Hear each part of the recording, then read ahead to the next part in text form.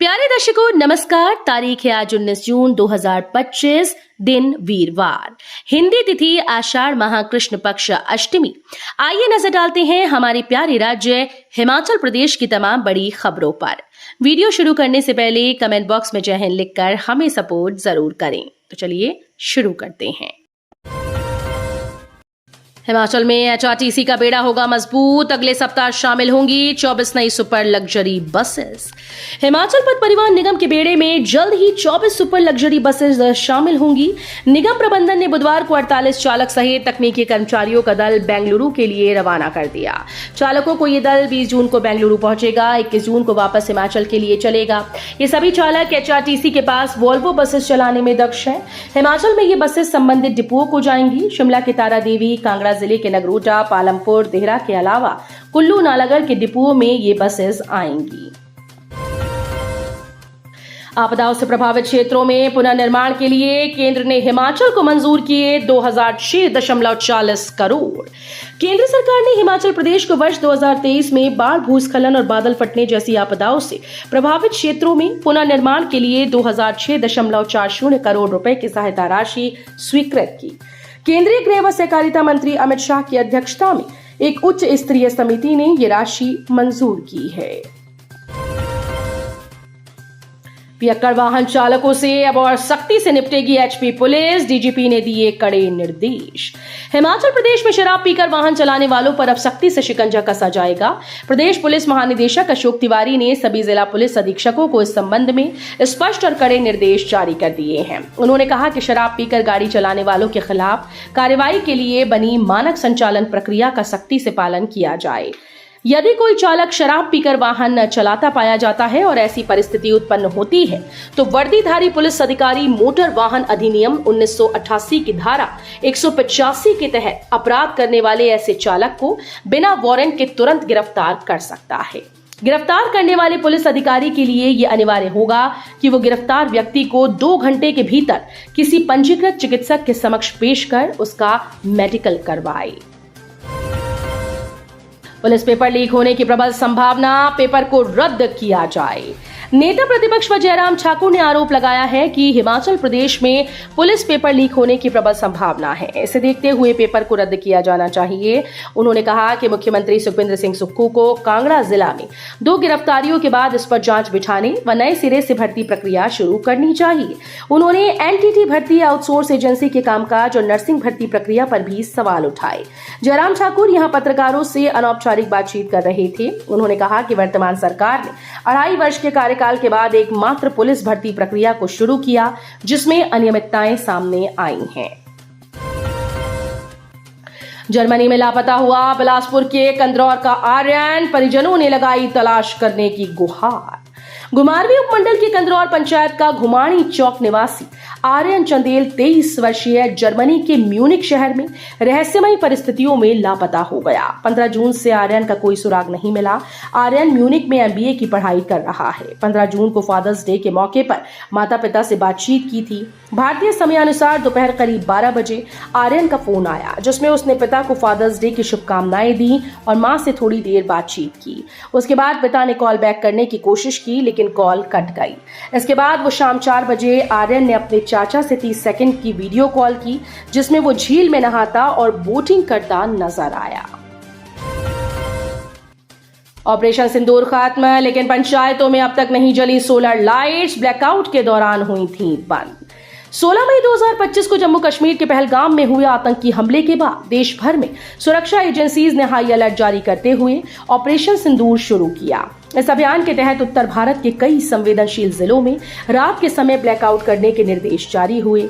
ऊना जिला भी इससे अछूता नहीं रहा। ब्लैकआउट के दौरान घरों की लाइट्स बंद कर दी गईं और सार्वजनिक स्थलों पर लगी सोलर लाइट्स को पंचायतों के द्वारा कपड़ों से ढक दिया गया ताकि रात में रोशनी ना हो और सुरक्षा जोखिम को कम किया जा सके। आउटसोर्स कर्मचारी वर्ग ने राहुल गांधी को पत्र लिखकर लगाई न्याय की गुहार। हिमाचल के विभिन्न सरकारी विभागों में बीते 20 से 25 वर्षों से कार्यरत आउटसोर्स कर्मचारियों ने लोकसभा में नेता प्रतिपक्ष और कांग्रेस के राष्ट्रीय नेता राहुल गांधी को पत्र लिखकर अपने नियमितीकरण की वर्षों पुरानी मांग को फिर से उठाया। पत्र में उल्लेख किया गया कि आउटसोर्स कर्मचारियों ने अपने जीवन के महत्वपूर्ण वर्ष सरकारी सेवा में इस विश्वास के साथ समर्पित कर दिए कि एक न एक दिन उन्हें भी नियमित किया जाएगा, लेकिन ऐसा होता नजर नहीं आ रहा है। तर्क दिया गया कि कई सरकारों ने वायदे किए, कैबिनेट सब कमेटीज बनी और विधानसभा में घोषणाएं भी हुई, लेकिन आज तक आउटसोर्स वर्ग को उनके अधिकार से वंचित रखा गया। Police band Harmony of the pines के प्रभारी इंस्पेक्टर विजय कुमार को लंदन में मिला global Prestige award. Himachal Pradesh police orchestra band Harmony of the pines के प्रभारी इंस्पेक्टर विजय कुमार को ग्लोबल प्रेस्टीज अवार्ड से सम्मानित किया गया। यूनाइटेड किंगडम के हाउस ऑफ लॉर्ड्स लंदन में इंस्पेक्टर विजय को यह सम्मान प्रदान किया गया। Himachal Pradesh police orchestra band Harmony of the Pines समूचे देश में खाकी का पर्याय बना हुआ है। ऐसे में इस सम्मान ने पूरे देश की खाकी और देवभूमि हिमाचल दोनों को गौरवान्वित किया। इंस्पेक्टर विजय कुमार को यह award foreign Commonwealth and development affairs के लॉर्ड रेमी रेंजर द्वारा अंतर्राष्ट्रीय सचिव डी.के. त्यागी के हाथों से प्रदान किया गया। 24 जून को आयोजित होगा कैंपस इंटरव्यू, भरे जाएंगे इतने पद। जिला रोजगार अधिकारी अरविंद सिंह चौहान ने जानकारी देते हुए बताया कि रोजगार कार्यालय बालूचंबा के द्वारा उप रोजगार कार्यालय चुवाड़ी में कैंपस इंटरव्यू का आयोजन किया जा रहा है, जिसमें आईटीसी लिमिटेड जम्मू द्वारा अप्रेंटिस ट्रेनी के लिए 15 पदों को भरने के लिए इंटरव्यू लिया जाएगा। आयु सीमा 25 वर्ष निर्धारित की गई है और चयनित उम्मीदवारों को मासिक वेतन 12,000 रखा गया है। उन्होंने बताया कि अप्रेंटिस ट्रेनी के लिए शैक्षणिक योग्यता आईटीआई में electrician, RAC, fitter, machinist, wireman, electronics व मोटर मैकेनिक व्हीकल में पास होना अनिवार्य है। स्टेट टीचर अवार्ड के लिए पात्र शिक्षकों की तलाश, छात्राओं से छेड़छाड़ करने वालों पर गिरेगी गाज। इस बार स्टेट टीचर अवार्ड के लिए शिक्षा विभाग स्वयं पात्र शिक्षकों की तलाश करेगा। विभाग ने इसकी जिम्मेवारी जिला उपनिदेशकों को दी है। जिला उपनिदेशक फील्ड में उतरकर ऐसे शिक्षकों को आइडेंटिफाई करेंगे जो सही मायने में इस अवार्ड के हकदार हैं। पांवटा साहिब में एसडीएम को चीमा कीमा कहने से मचा बवाल, सिख समुदाय का फूटा गुस्सा, जयराम ठाकुर से माफी की मांग। पांवटा साहिब के रामलीला मैदान में आयोजित भारतीय जनता पार्टी की जनसभा व प्रदर्शन के दौरान लगाए गए चीमा कीमा नहीं चलेंगे जैसे नारों ने नया विवाद खड़ा कर दिया है। ये नारा कथित तौर पर पांवटा साहिब की एसडीएम गुंजीत सिंह चीमा के खिलाफ लगाया गया, लेकिन इसका गहरा असर सिख समुदाय पर पड़ा, जिसने इसे अपने सम्मान से जोड़कर गंभीर आपत्ति जताई है। घटना के बाद सिख समुदाय के प्रतिनिधियों ने पांवटा साहिब के ऐतिहासिक गुरुद्वारा परिसर में एकत्र होकर अपनी तीखी प्रतिक्रिया दी। सरकारी जमीन पर ससुर का कब्जा, बहू की प्रधानगी गई, 6 साल तक चुनाव भी नहीं लड़ सकती। शिमला जिले के चिड़गांव क्षेत्र की पेखा पंचायत के प्रधान को पद से हटा दिया गया। पंचायत प्रधान शर्मिला देवी अब 6 साल के लिए चुनाव नहीं लड़ पाएंगी। प्रधान के ससुर पर सरकारी भूमि पर अतिक्रमण करने के आरोप लगे थे। इसे लेकर एक महिला ने याचिका दायर की थी।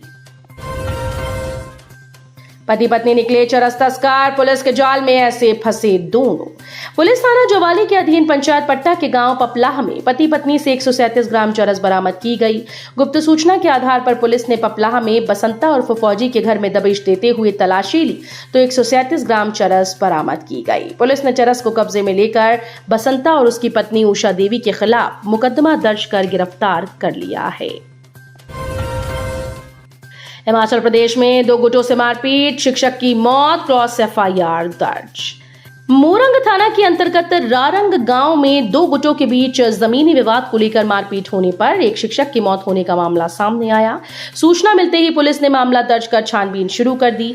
दोनों गुटों ने एक दूसरे पर क्रॉस एफआईआर दर्ज की। पुलिस थाना मोरंग से मिली जानकारी के अनुसार मृतक की धर्मपत्नी चुन्नी देवी ने इन 6 लोगों पर शिकायत दर्ज करते हुए आरोप लगाया है। तो ये थी आज की फटाफट खबरें। हम मिलेंगे अगले बुलेटिन में, तब तक के लिए धन्यवाद। जय हिंद।